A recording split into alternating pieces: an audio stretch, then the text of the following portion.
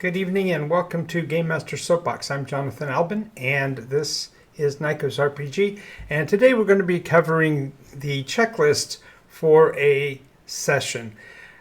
When you are running an ongoing and continuous campaign, sometimes it seems difficult to be able to run session after session after session with players able to continue the story building week over week, and it may seem kind of like a slog. So today we're going to talk about what it takes to be in a particular game session and what kind of a overall checklist you want to keep for your players to be able to keep up with the excitement, thrills, and all of that go into the longer term campaign. Now, we're not going to be going into the particulars of what your campaign would be like because every game master is different, but what we are going to be talking about is all of the things that you'll want to have included in your game sessions so that the players will feel connected and interacting with the campaign week over week and in a continuous basis. Before we do that, make sure you go down below and click all the buttons, like, subscribe, all of that. And make sure you share this video with others because the critical important thing is that we all should be trying to build the games marketplace, because the more people that can play, the more likely we will be able to find somebody to play with on a daily basis. So let's get after it.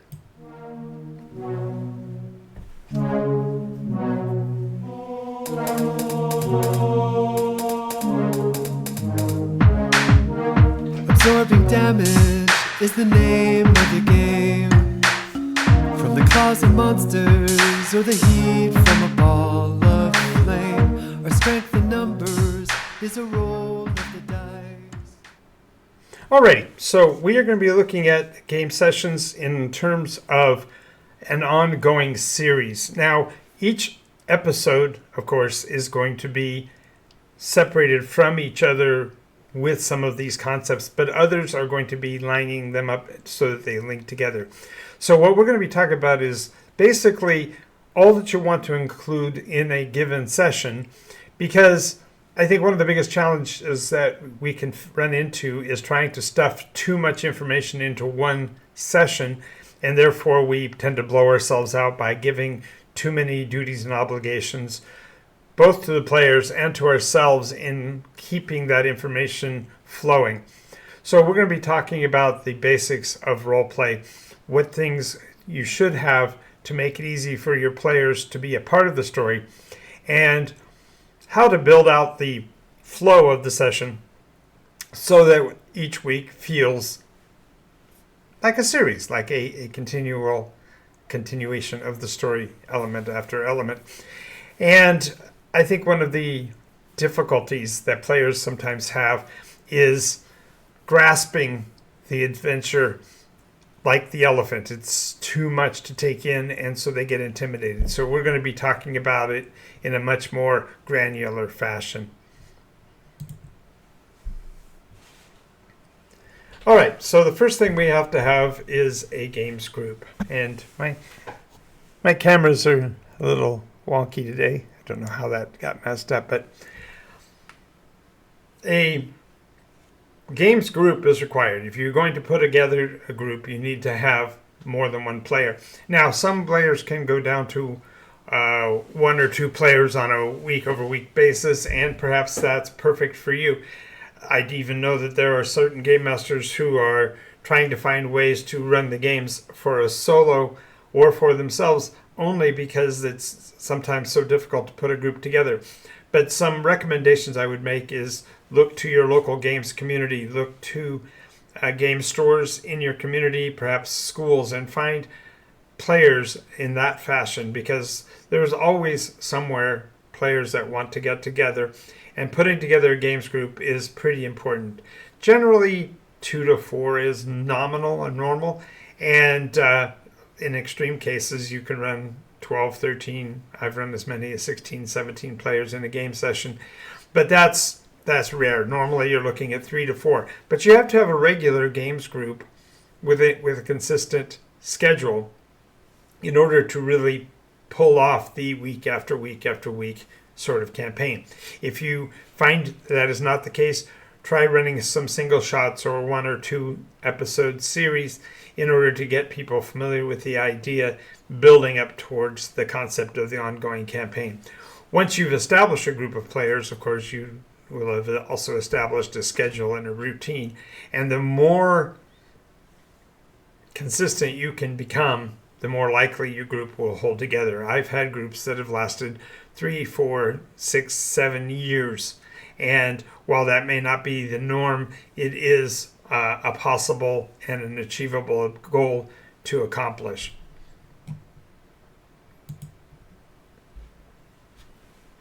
The second thing you'll have to have is an established rules set, and whether that be the standard Dungeons and Dragons or a more eclectic series of rules. The point is that you'll need to establish this technically in your session 0, which we did an episode on a couple of weeks ago. I'll put a link in below concerning that session 0. But the idea is that by setting up a specific rules set, you set the parameters in a way that the players can ultimately find their own way within that rules set. Establishing which rules you're going to use and such provides a framework that your players can draw against.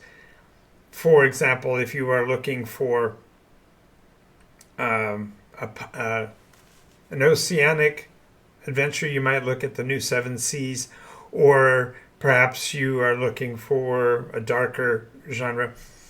Nyko's RPG can, of course, accomplish any of them, but generally you want to set up whichever rules set, and in this case we're going to be talking about Dungeons and Dragons for the most part. It makes it simple for other players to gain the bare bones minimum of understanding of how to play that particular title. Again, session 0 is really useful for establishing what the player's intention is to be and what rule set you'll be using. Of course, I mentioned session 0, and it's important to hold your session 0 outline available each week. And in certain cases, especially if you've got a group that rotates membership quite often, it might be useful to keep a session 0 outline available to go over with each session, so that you can remind the players which system we're using and what house rules we're using. And this helps to keep the continuity in your game session fresh.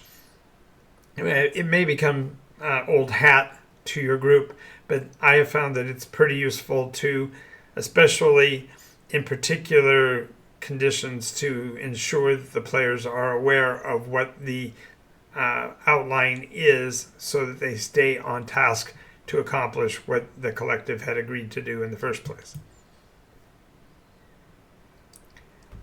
Now, putting together an establishing shot. When you are getting ready to play a session, you want to make sure they know where they are, what they're doing there, how they came to be there. This concept of the establishing shot will be also defining the framework of movement, so that the players know that, okay, we're an adventuring group and we are moving from point A to point B, and so therefore we are on this continuing message. By reestablishing where you are in the particular scene, you provide the players with a good solid ground upon which to build their direction and course during the game. Now, establishing the shot also means that you'll want to develop the preliminaries. In other words, our story so far. That's what OSS stands for. Our story so far primarily gives the players a framework for remembering what decisions they were in the process of making at the end of the last session. If you are coming in after a cliffhanger, it's great to reestablish what the cliffhanger parameters were, and establishing how the players can interact to change the world based on what is going on, and to also give them a kind of a catapult into the decision-making processes you want them to focus on in that session. Once you've established the location and the setting and the parameters, Now you can start establishing the rising action.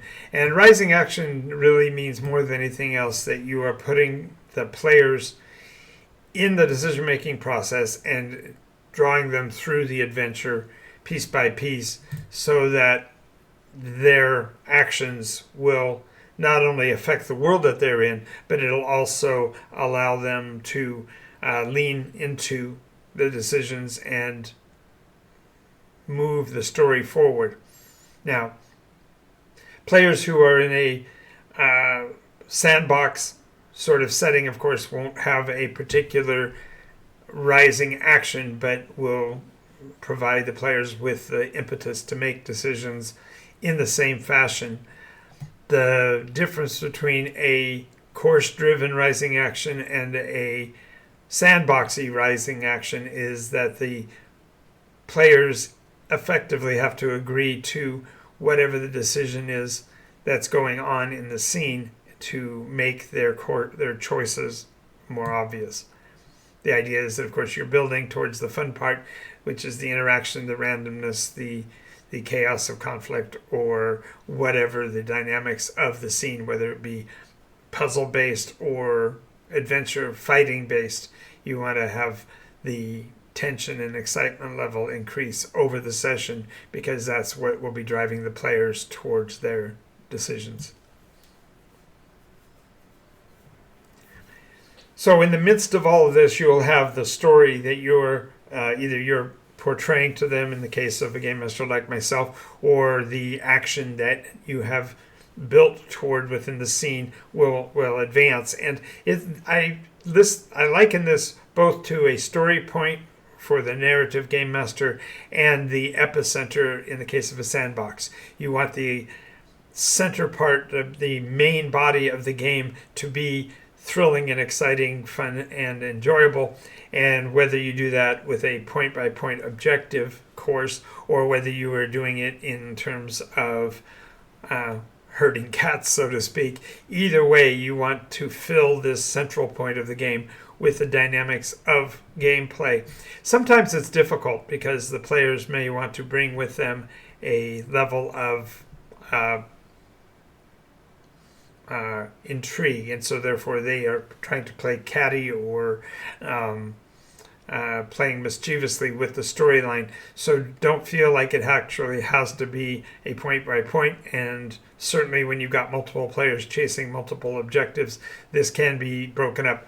One of the greatest Epicenters I can think of is the bazaar scene. If you think of the classic characters who want to go get involved in a shopping spree, fine. You can send a few players into the shopping venue while having a political intrigue story for the rest to engage with. The point is that you want the main body of your game to be centered on some specific action or series of actions. Now, as you get to nearing the end of your session, you want to have one of two clear ideas in your mind, and this really comes with experience. And if you are a new game master, don't be too overwhelmed if you've got too many irons in the fire. Choose one or two of them and find a way to conclude that action, whether it be, as I said, a sandboxy, everything's kind of happening, so kind of draw it to a conclusion, or perhaps drive it to a more dynamic closing out point, such as a cliffhanger. Either way you go with it, as you're building towards the end, you want to have at least in your mind, an idea of what the ending will be for that episode. And if it's going to be a cliffhanger, make sure you keep ample notes and you're prepared to hold that ending until the next episode. The reason why I mention this is that this is not necessarily that last instant of your game. You want, in other words, for there to be time to do other things near the end. So be mindful of the timing that you're involved with in the session so that you're able to come to either a solid conclusion of the action or at least a breathable cliffhanger for the players to have to consider for the following week. The reason why I mentioned this in particular is that there are quite a few things that happen near the end of a session that you may not consider. One of which is, of course, determining the rewards or the awards within your groups. In the case of role-playing games like Dungeons and Dragons, you need to consider whether or not the players will have ample time at the end of the session to do their advancements, whether or not they're going to get to level up, whether they get to add new skills or whatever. And you also have to consider what their course will be at the end of the session. If it's a cliffhanger, obviously you can't provide rewards instantaneously at that point. You want to keep the thrill and excitement up. So therefore, instead you'll be perhaps debriefing or considering what happened in the session and having a bit of a conversation, a tete-a-tete, if you will, to kind of go over what has happened. Now, in the Nikos RPG mechanism, all advancement is done instantaneously as the players act and advance in the game, and therefore there's no need mechanically for such a reward function. But on the other hand, there are reasons to really allow for this, particularly if your players have been chasing a particular objective, they've reached that objective, you've concluded the scene, now they have a chance to take benefit of their advances and their rewards, if there were any cash rewards involved. Also, you want to have a moment of debrief simply to go over the session, ask if there were any considerations that might have been underutilized. Maybe there was something the players wanted to do that didn't get accomplished.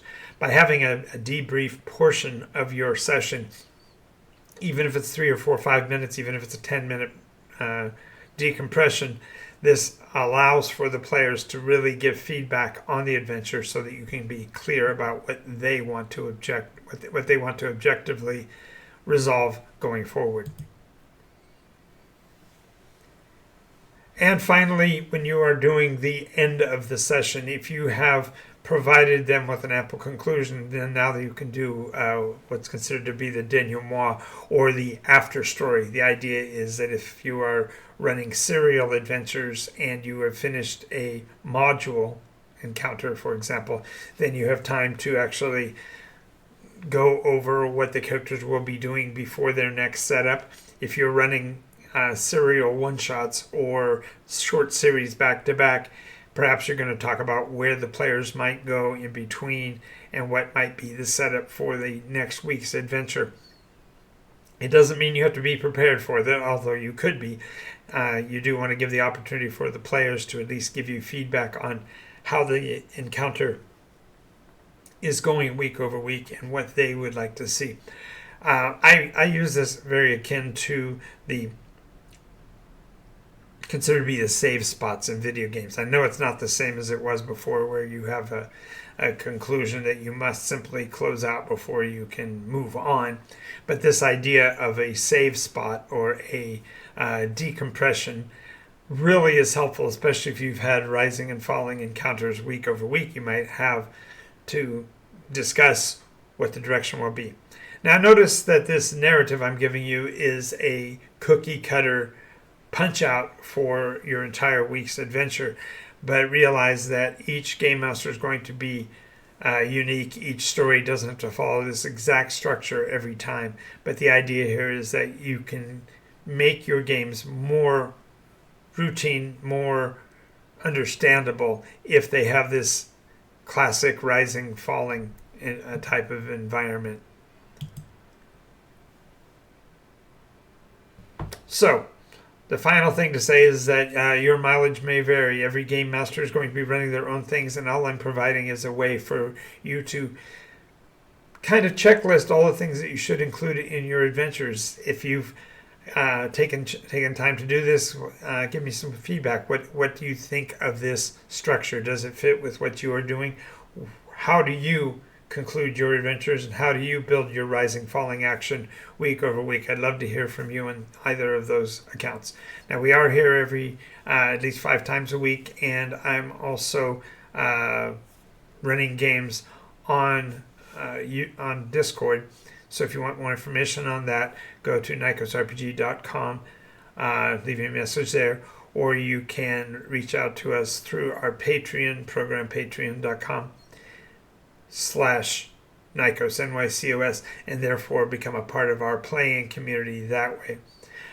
We'll see you next time, and thanks for playing. We'll see you next time around.